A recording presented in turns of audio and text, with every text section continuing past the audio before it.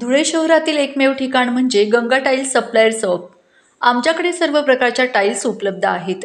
यामध्ये ceramics, oil tiles, floor tiles, vitrified tiles, steps and riser tiles, parking tiles, kitchen sink, sanitary ware इत्यादी. आपल्याला परवडणार अशा दरात आमच्याकडे टाईल्स उपलब्ध आहेत.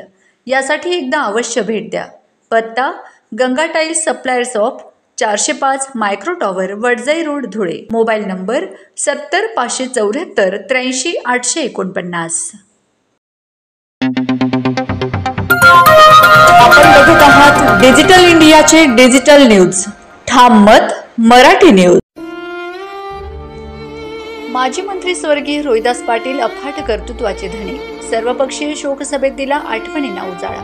माजी मंत्री दाजीसाहेब रोहिदास पाटील यांच्या निधनाने काँग्रेसचा एक निष्ठावंत सूर्य मावळला आहे. ते एक उत्तुंग विचारांचे आणि अफाट कर्तृत्वाचे धनी होते. माजी मंत्री स्वर्गीय पाटील यांनी धुळे जिल्ह्यात असंख्य विकासाची कामे केली. अक्कलपाडा धरणावरील त्यांच्या श्रेयाचा शिलालेख कोणीही पुसू शकणार नाही. एक संस्कारक्षम, निष्कलंक नेता. खानदेशाने गमावल्याची भावना माजी मंत्री स्वर्गीय दाजीसाहेब रोहिदास पाटील यांच्या स्मरणार्थ आयोजित शोकसभेत मान्यवरांनी व्यक्त केल्यात. दरम्यान अक्कलपाडा धरणाचे श्रेय खऱ्या अर्थाने माजी मंत्री रोहिदास पाटील यांनाच जात असल्याचे माजी आमदार प्राध्यापक शरद पाटील यांनी यावेळी स्पष्ट केले. खानदेश नेते माजी मंत्री दाजीसाहेब रोहिदास पाटील यांनी दिनांक 27 सप्टेंबर रोजी वृद्धापकाळाने अखेरचा श्वास घेतला. त्यांच्या आठवणींना व कार्यकर्तृत्वाला उजाळा देण्यासाठी दिनांक 29 सप्टेंबर रविवार रोजी धुळ्यातील हिरे भवन येथे सर्व पक्ष संघटनांच्या वतीने शोकसभेचे आयोजन करण्यात आले होते. शोकसभेत आपल्या भावना व्यक्त करताना धुळे लोकसभेच्या खासदार डॉक्टर सौ शोभाताई बच्छाव यांनी म्हटले की मी महापौर असताना नाशिक शहराला विविध विकास कामांसाठी दाजीसाहेब रोहिदास पाटील यांनी मंत्रिमंडळातील काळात निधी उपलब्ध करून दिला. मालेगाव शहरात रुग्णालय उभे करण्यासाठीही त्यांनी मोठी मदत केली होती. धुळे जिल्ह्यासह महाराष्ट्रात सिंचनाच्या कामांना त्यांनी प्राधान्य दिले.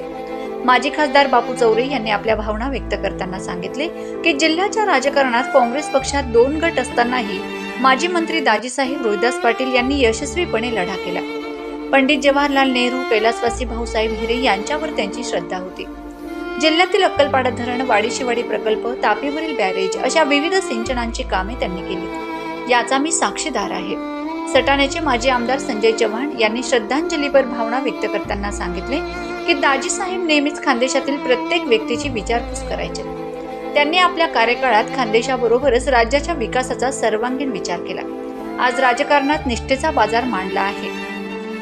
मात्र दाजीसाहेब रोहिदास पाटील हे आजच्या राजकारण्यासाठी निष्ठावान कसे असावेत याचे मूर्तिमंत उदाहरण आहेत. मी आमदार असताना त्यांचे मला नेहमीच मार्गदर्शन लाभत गेले. यावेळी भारतीय जनता पक्षाचे प्रवक्ते संजय शर्मा यांनी आपल्या भावना व्यक्त करताना दाजीसाहेबांच्या व्यक्तिमत्वाचा जीवन प्रवास उलगडला. प्रवक्ते संजय शर्मा यांनी सांगितले की काँग्रेस पक्षाचा एक निष्ठावंत सूर्य मावळला असून त्यांनी पक्षावरील निष्ठा कणभरही कमी होऊ दिली नाही.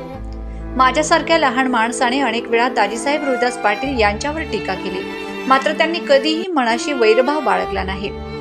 विशाल अंतकरणाचा माणूस जिल्ह्यात जन्माला आला हेच तुमचे, आमचे आणि जिल्ह्याचे भाग्य आहे.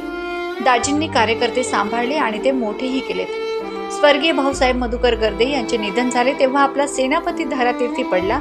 या दुःखाने दाजीसाहेब रोहिदास पाटील यांनी धाय मोकलून अश्रू ढाळले. असे जिव्हाळ्याचे नेते जिल्ह्याला लाभणे हे भाग्य असते. अक्कलपाडा धरणावरील श्रेयाचा त्यांचा शिलालेख कधीच कुणीही पुसू शकणार नाही. राजकारणात सुडाची भावना न ठेवता खिलाडू वृत्तीचा स्वभाव त्यांचा होता.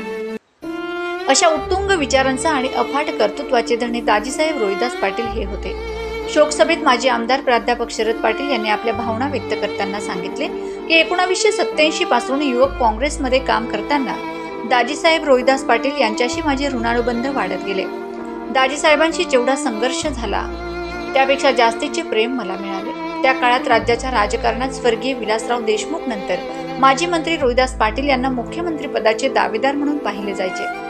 दाजीसाहेब आणि माझ्या संघर्षात माझे तर नुकसान झालेच, परंतु जिल्ह्याचेही मोठ्या प्रमाणात नुकसान झाले. याचे शल्य आजही माझ्या मनाला बोचत आहे.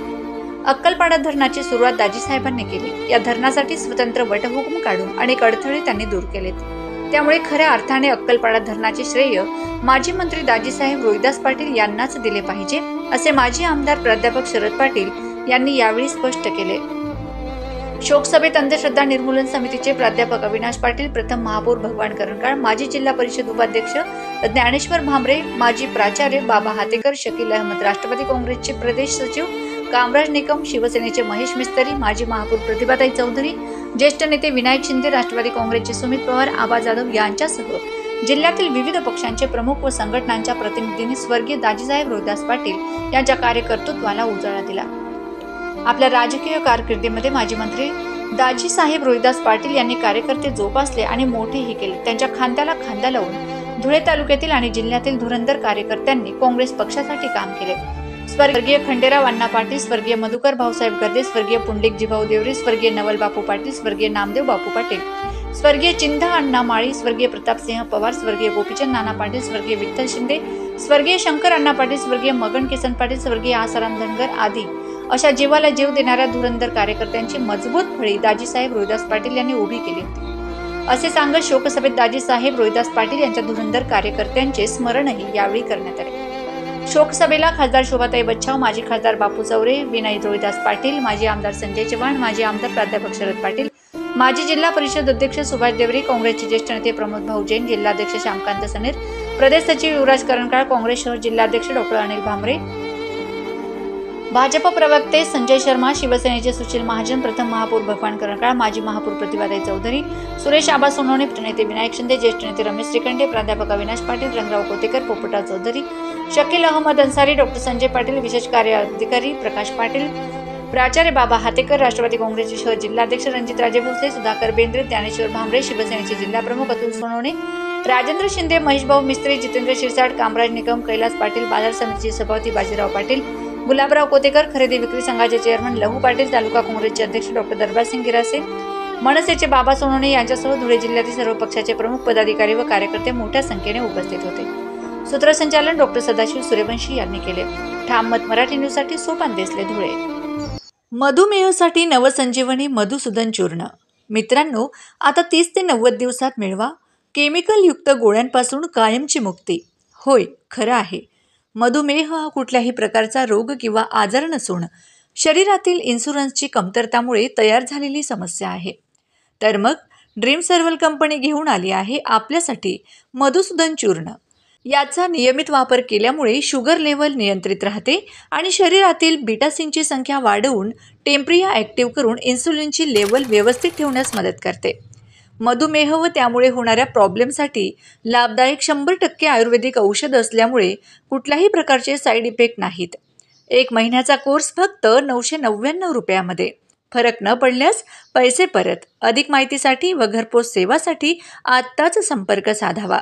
Mobile number 98 817 30 311. महाराष्ट्रातील ताज्या घडामोडींसाठी पाहत रहा ठाम मत मराठी न्यूज. तसेच आमच्या चॅनलला लाईक, शेअर, सबस्क्राईब करायला विसरू नका.